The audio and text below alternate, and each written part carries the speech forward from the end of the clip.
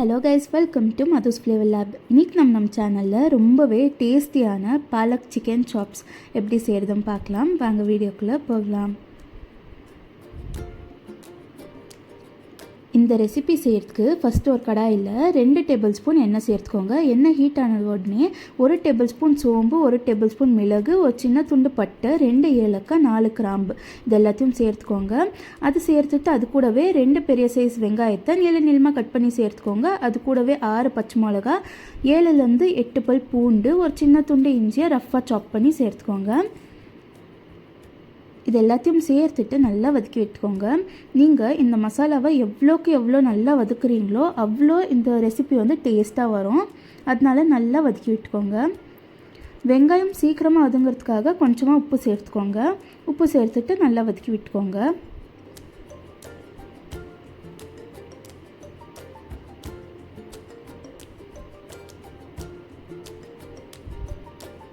வெங்காயம் நல்லா கேரமலைஸ் ஆகிற அளவுக்கு வதங்கினதுக்கப்புறமா அது கூடவே ஒரு பெரிய சைஸ் தக்காளியை பொடியாக கட் பண்ணி சேர்த்துக்கோங்க.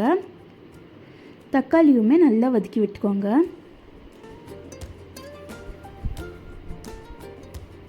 தக்காளி நல்லா வதங்கினதுக்கப்புறமா அது கூடவே ஒரு கைப்பிடி நிறைய பாலக்கீரை சேர்த்துக்கோங்க.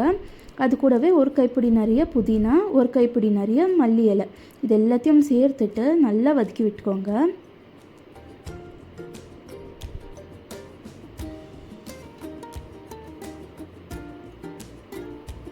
நம்ம சேர்த்த கீரை எல்லாம் வதங்கினதுக்கப்புறமா லாஸ்ட்டாக 1/2 கப் துருவின தேங்காய் சேர்த்துட்டு இன்னொரு 1 நிமிஷத்துக்கு நல்லா வதக்கி விட்டுக்கோங்க.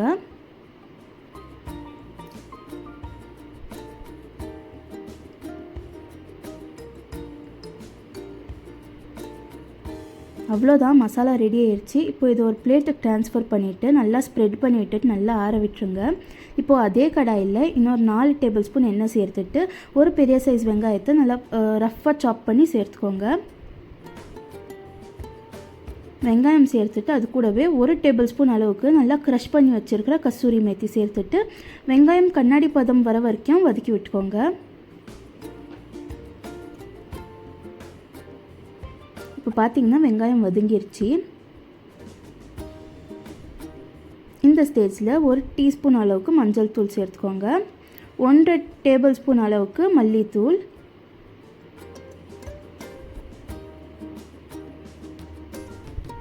1 டேபிள் ஸ்பூன் மிளகாய்த்தூள். இந்த மசாலாலாம் சேர்த்துட்டு அந்த மசாலாவோட பச்சை வாசனை போகிற வரைக்கும் வதக்கி விட்டுக்கோங்க.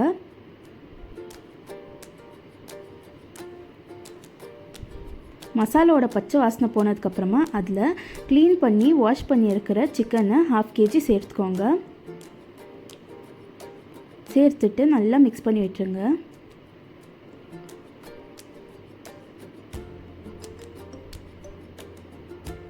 சிக்கனை நல்லா மிக்ஸ் பண்ணி விட்டதுக்கப்புறமா அதில் தேவையான அளவு கல்லுப்பு சேர்த்துக்கோங்க. சேர்த்துட்டு அது கூடவே கொஞ்சமாக சுடு தண்ணி சேர்த்துட்டு நல்லா மிக்ஸ் பண்ணி விட்டுருங்க.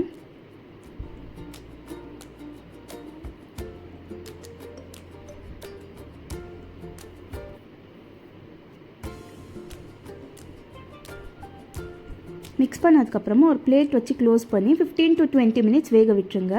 அதுக்குள்ளே இந்த மசாலா நல்லா ஆறி இருக்கும் இல்லையா, அதை ஒரு மிக்ஸி ஜாருக்கு சேர்த்துட்டு அது கூட 1 டேபிள் ஸ்பூன் அளவுக்கு கசகசா அதை சேர்த்துட்டு நல்லா ஸ்மூத்தான பேஸ்ட்டுக்கு கிரைண்ட் பண்ணி எடுத்துக்கோங்க. மிடலில் சிக்கனை நல்லா ஓப்பன் பண்ணிவிட்டு மிக்ஸ் பண்ணி விட்டுக்கோங்க. சிக்கன் வெந்ததுக்கப்புறமா நல்லா ஸ்மூத்தாக கிரைண்ட் பண்ணியிருக்கிற இந்த பேஸ்ட்டை சேர்த்துருங்க.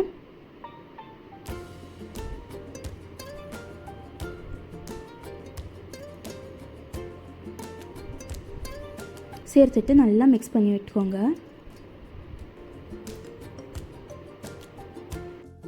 உங்களுக்கு கிரேவியாக வேணுமோ, செமி கிரேவியாக வேணுமோ, இல்லை ட்ரையாக வேணுமோ அதை பார்த்து நீங்கள் தண்ணி ஆட் பண்ணிக்கோங்க.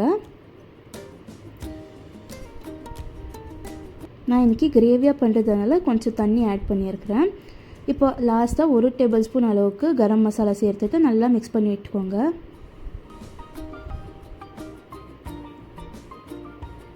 மிக்ஸ் பண்ணி விட்டுட்டு நான் இன்னும் கொஞ்சம் தண்ணி சேர்த்துருக்கேன். சுடு தண்ணி தான் சேர்த்துருக்கேன்.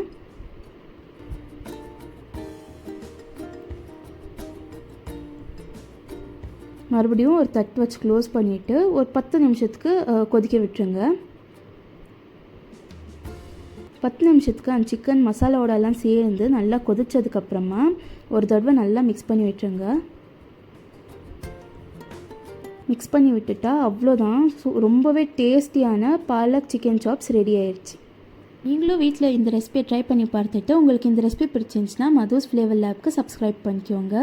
தேங்க்ஸ் ஃபார் வாட்சிங்.